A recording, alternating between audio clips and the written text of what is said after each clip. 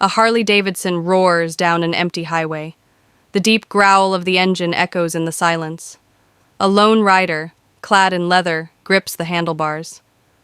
The unmistakable Hells Angels patch is stitched across his back. Cut to archival footage. Bikers in tight formation, roaring through city streets. A bar fight erupts. A knife glints under neon lights. A man stumbles back, blood on his hands. A courtroom sketch shows a figure sitting calmly as a judge looks on sternly. Newspaper headlines scroll across the screen. Brutal murder tied to outlaw biker club. Police name prime suspect in gangland slaying. Fear, power, and loyalty inside the world of the Hells Angels. A black and white photo of the man appears. A chilling stare. A cigarette dangling from his lips. He looks fearless, untouchable. The Hells Angels are one of the most infamous outlaw motorcycle clubs in the world. Feared by rivals, hunted by law enforcement, and respected within their own ranks, they built a reputation that few could challenge. But among these legendary outlaws, there was one man who stood above them all. He wasn't just feared, he was a nightmare made real. Fades into a dimly lit bar where rough-looking men lean in, whispering. Glasses clink. A knife scrapes against the wooden table. Outside, the sound of motorcycles revving drowns out the night. This is the story of the most feared Hells Angel in history. A man whose name struck terror in the hearts of his enemies, whose hands were stained with blood, and whose power within the club was absolute. Until it all came crashing down, cut to black and white images of a rough childhood, an abusive household, a young boy fighting on the streets, the sound of fists landing. Like many who would go on to join outlaw biker clubs, his life began in hardship.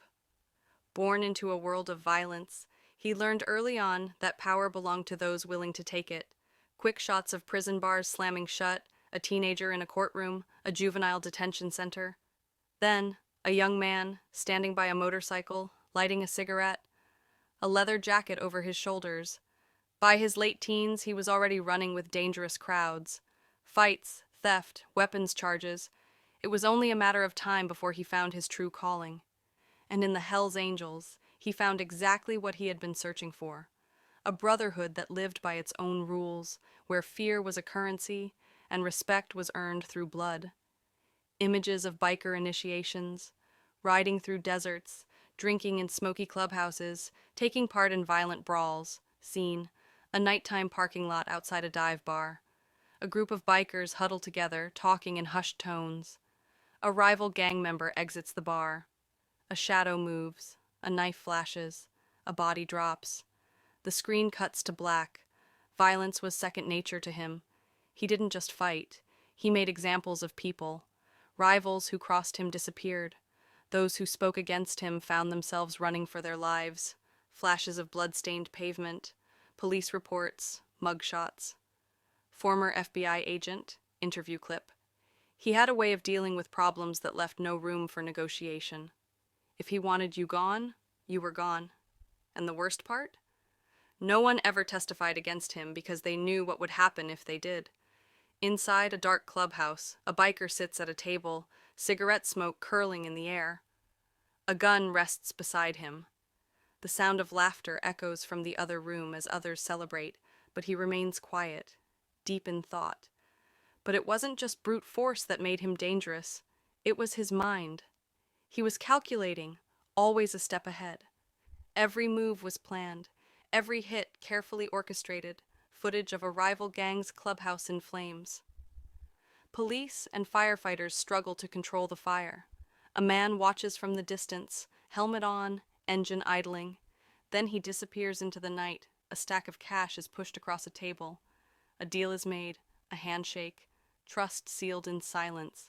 A rival boss nods, but the moment he turns his back, gunshot. He falls to the ground. The killer calmly picks up his drink and takes a sip, unfazed. Betrayal had no place in his world. You were either with him or against him, and those who chose the latter never got a second chance. A police detective sits in an office, staring at a board covered in photos, maps, and red strings connecting the dots. His face is tired, frustrated. He picks up a folder labeled Hell's Angels, Most Wanted Detective, interview clip. We had been tracking him for years, but the problem was, every time we got close, he disappeared. No witnesses, no evidence, just rumors. It was like trying to catch a ghost. A biker is escorted in handcuffs, bruised and beaten, into a police station. The smirk on his face fades as a judge slams the gavel. The prison doors close behind him. For the first time, he is alone, cut to news footage. Flashing headlines, Hell's Angels leader sentenced. Outlaw biker faces life in prison, but even giants fall. And when the law finally caught up with him, it wasn't in a dramatic shootout or a high-speed chase. It was paperwork, a web of evidence that slowly, methodically, strangled him. A prison yard. He sits on a bench, staring at the walls around him. Tattoos cover his arms. He looks older, but his eyes still burn with the same intensity. A new generation of inmates watches him from a distance, knowing exactly who he is. Some say prison broke him. Others say he's still running things from the inside. But one thing is certain. His name still echoes through the world of outlaw bikers. A gravestone stands alone under a stormy sky. A leather vest, worn and tattered, rests beside it.